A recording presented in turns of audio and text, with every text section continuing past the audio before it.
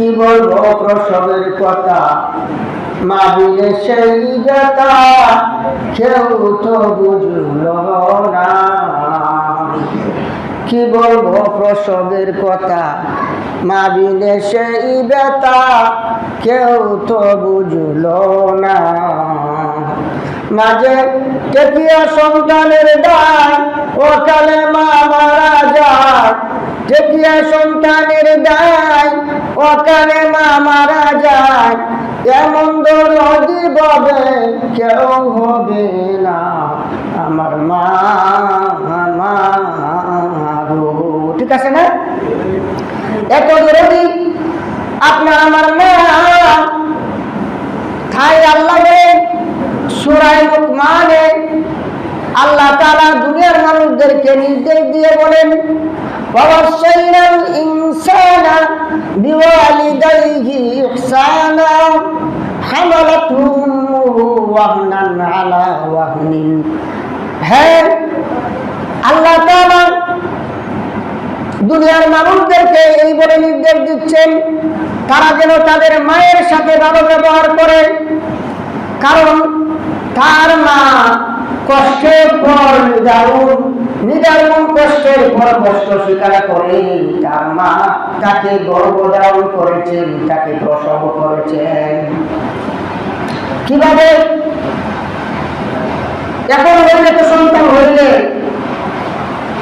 মায়ের দুধ না খাওয়া, লেট্টু ডেম, সেরেলাস ইত্যাদি খাওয়া, এমন সন্তানটাকে নিচের দিকেই যায়।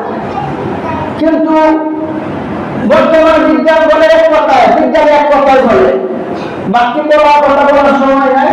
বিজ্ঞান এক কথাই বলে যে মায়ের দুধের বিকল্প নাই, মায়ের দুধের বিকল্প নাই।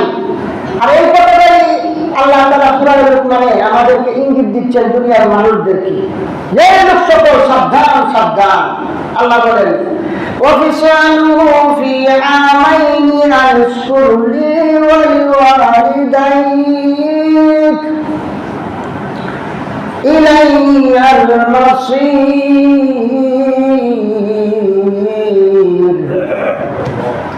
আর জুড়ে আল্লাহু আকবার।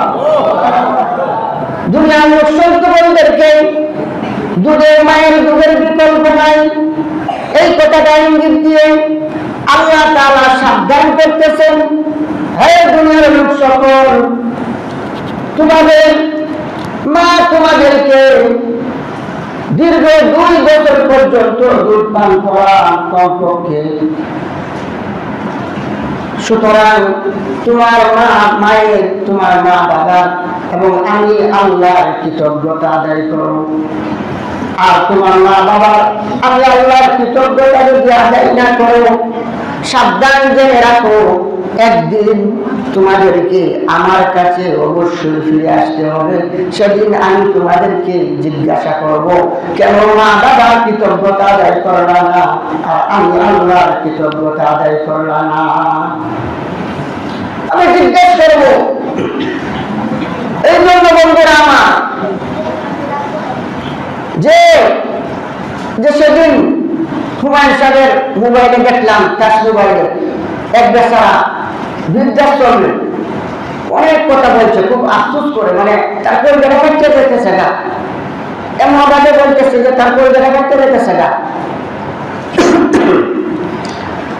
বৃদ্ধাশ্রমে তাকিয়ে সাক্ষাৎকার দিতেছে, হ্যাঁ, যে বলতেছে এই কথা যে ছেলেরা তো আমার খবর নেই না, আমি কখনো কল্পনা করি নাই যে আমার মেয়েরা যে আমার খবর দিবে না। কেমন বুঝলেন? ছেলেরা তো মেয়েও না, যে আমি কল্পনাও করি নাই যে মেয়েরা আমার খবর দিবে না। কিন্তু ইসলাম বলে আজকাল বেশিরভাগ স্ত্রীর কথা স্বামীরা মা বাবাকে বৃদ্ধাশ্রমে দেয়, বেশিরভাগ এই কারণে। স্ত্রী শ্বশুরকে সহ্য করতে পারে না, বিদায় ঝগড়াঝাটি সহ্য না করতে পেরে মা বাবাকে বৃদ্ধাশ্রমে দেয়া, ঝামেলা মুক্ত হয়ে যায়। কিন্তু ইসলাম বলে না,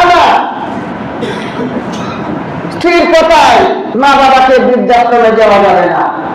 প্রয়োজনে যদি জটিল অবস্থা দেখা দেয়, প্রয়োজনে মা বাবার কথা, স্ত্রীকে তালাক দেওয়ার কথা ইসলামে বলছে।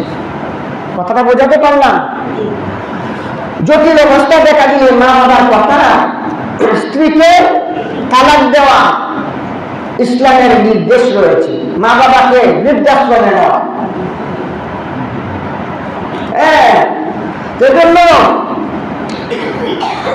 যে মা বাবা খেদমত করতে হবে বন্ধুরা আমার। আহারে, ওই যে মা বাবা দুনিয়াতে একটা সংক্ষেপে একটা বিধান বলি। বিধানটা হইল যে পৃথিবীতে